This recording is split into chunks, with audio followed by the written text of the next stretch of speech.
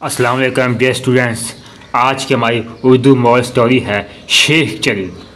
हम स्टार्ट करते हैं। किसी गांव में एक बुढ़िया रहती थी जिसका एक ही बेटा था जिसका नाम चिली था।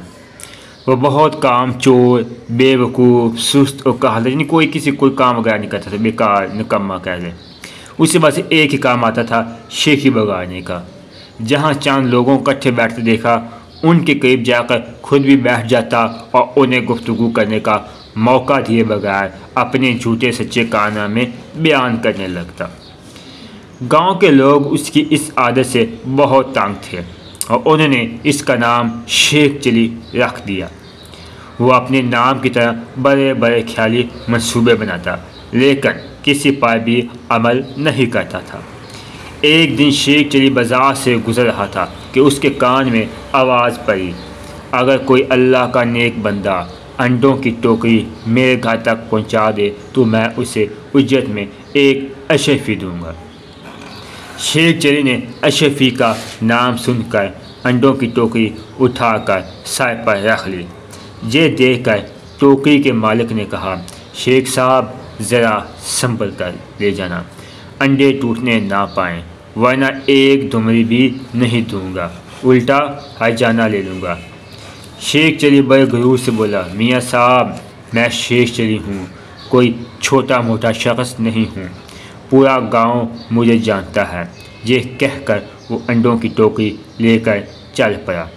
ख्याली पुलाव पकाने की तो आदत ही सर पर अंडों की टोकरी रखकर रास्ते में चलते हुए उसकी ज़हनी रूह बह गई क्योंकि वो ख्याली पुलाव पकाता था। वो लगा ख्याली पुलाव पकाने।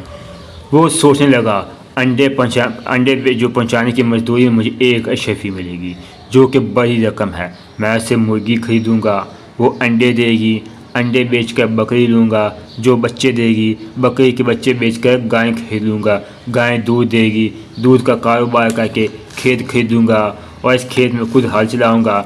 हल चलाने का सोच कर उसने अपने हाथ इस तरह आगे किए जैसे हल पकड़ रहा हो।